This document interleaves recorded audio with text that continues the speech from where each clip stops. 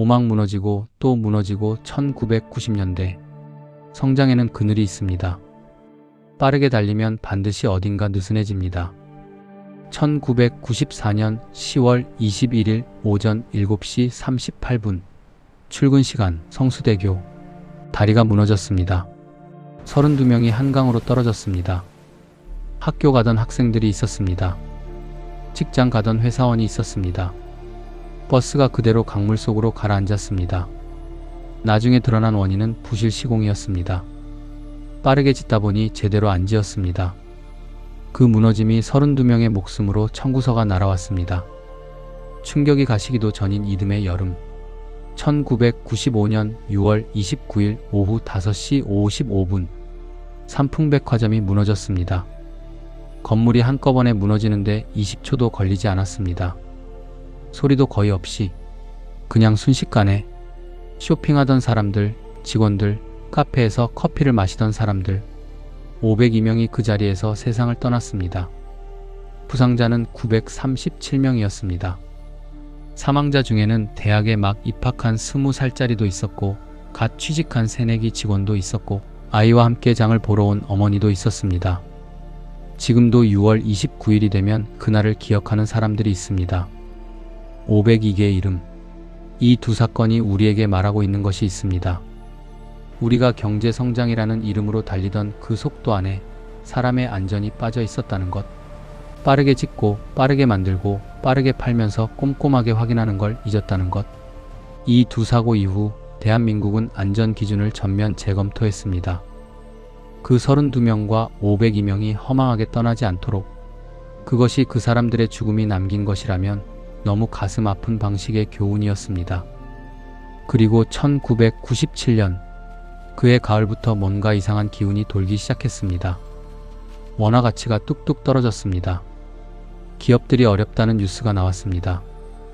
그러다가 11월 21일 대한민국이 국제통화기금에 구제금융을 요청했습니다.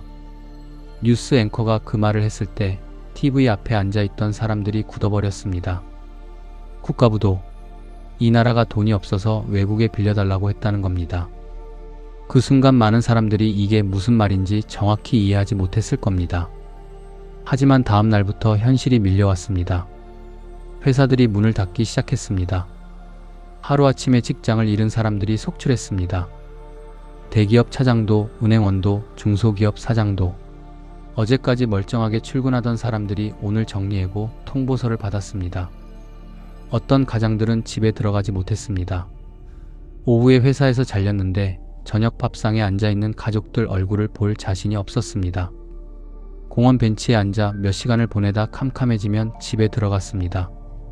아무 말도 안 하고. 당시 실업자가 100만 명을 넘었습니다. 노숙자 숫자가 갑자기 늘었습니다. IMF 이후 자살률이 급격히 올랐습니다. 이건 단순히 경제 지표의 하락이 아니었습니다.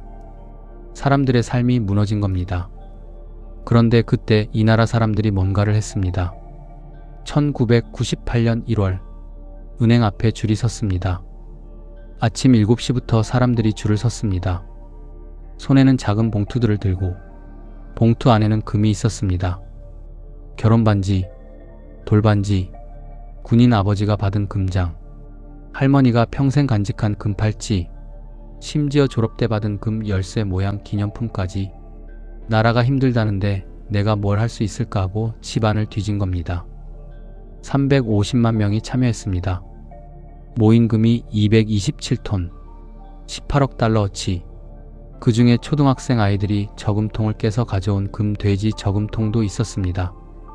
선물로 받은 금 목걸이를 새 학기 가방에 넣어두었다가 그걸 꺼내서 갖고 온 10살짜리 아이도 있었습니다. 국가가 부도 위기에 처했을 때 국민이 스스로 돈을 모아 나라를 구하러 나선 겁니다. 세계 역사에서 이런 일이 있었습니까? 이 모습이 전 세계 뉴스에 나갔고 세계는 다시 한번 대한민국이라는 나라를 새롭게 봤습니다. 결국 대한민국은 예정보다 훨씬 빠르게 2001년 8월에 IMF 졸업을 선언했습니다. 그런데 IMF가 지나고 나서 이 나라는 조금 달라져 있었습니다. 살아남은 사람들이 깨달은 게 있었습니다. 아무도 날 지켜줄 수 없다. 내가 나를 지켜야 한다. 안정적일 것 같았던 직장, 평생 다닐 것 같았던 회사, 그게 하루아침에 사라질 수 있다는 걸 온몸으로 경험한 세대가 생겨났습니다. 그 경험이 사람들을 조금씩 각자 도생의 방향으로 밀었습니다. 나쁜 선택이 아니었습니다. 그냥 생존의 방식이었습니다. 하지만 그 선택이 쌓이면서 나중에 우리가 이야기할 그 변화의 씨앗이 이때부터 심어지기 시작했습니다. 육막 대한민국 2000년대 2002년 6월 4일 첫 경기 한국 대 폴란드. 그날 사람들이 거리로 나오기 시작했습니다. 처음에는 몇만 명이었습니다. 근데 경기가 계속될수록 숫자가 달라졌습니다. 그때까지 응원단은 경기장 안에 있는 거였습니다. 우리는 밖에서도 할 수 있다는 걸 몰랐습니다. 아니, 알았지만 해본 적이 없었습니다. 6월 10일 미국전. 거리 응원이 폭발했습니다. 빨간 티셔츠, 비더 레즈 문구. 생각해보면 굉장한 일입니다. 그냥 아무 약속도 없이 그냥 빨간 옷을 입고 거리로 나온 겁니다. 처음 보는 사람들이 어깨를 나란히 하고 함성을 질렀습니다. 대한민국, 짝짝짝짝짝. 이 박자를 여러분 다 알죠? 이 박자가 이때 전 국민이 함께 만든 겁니다. 누가 가르쳐 준 것도 아니고 어디서 배운 것도 아니고 그냥 자연스럽게 하나가 된 겁니다. 6월 22일 스페인전 16강 통과, 6월 25일 독일전 4강. 그날 서울시청 앞에만 150만 명이 모였습니다. 광화문, 강남, 부산, 대구, 광주, 제주도까지 전국 어디서나 빨간 물결이었습니다. 비가 와도 안 떠났습니다. 경기가 끝나도 안 떠났습니다. 거리에서 만난 사람과 처음 보는 사이인데 껴안고 울었습니다. 연인원 2200만 명. 그때 대한민국 인구의 절반에 가까운 사람들이 거리로 나왔습니다. 외신들이 경탄했습니다. 폭력 하나 없이, 쓰레기 하나 없이. 응원이 끝나면 자기가 만든 쓰레기를 들고 집에 갔습니다. 세계가 한국을 다시 봤습니다. 그런데 저는 그 순간보다 더 기억에 남는 장면이 있습니다. 어떤 사람들은 광화문에 못 갔습니다. 노인이라서, 몸이 안 좋아서, 아이가 어려서. 그 사람들은 동네 치킨집 앞에 모였습니다. 편의점 앞에 모였습니다. 골목 어기 작은 TV 앞에 모였습니다. 의자 하나씩 가져다 놓고 함께 봤습니다. 그날 밤 대한민국 골목골목에서 함성이 울려 퍼졌습니다. 여러분, 그게 대한민국이었습니다. 거창한 광장이 아니어도 작은 골목 하나에도 뜨거움이 있었습니다. 2004년 3월 12일 국회에서 노무현 대통령 탄핵소추안이 가결되었습니다. 그날 국회 앞과 전국 광장에 시민들이 모였습니다. 촛불을 들었습니다. 이건 아니잖아요 라는 말을 몸으로 표현한 겁니다. 헌법재판소는 5월 14일 탄핵을 기각했습니다. 이 사건이 중요한 이유는 결과보다 과정 때문입니다. 시민들이 정치에 반응하기 시작했습니다. 촛불이 광장에 처음 등장한 것이 이때였습니다.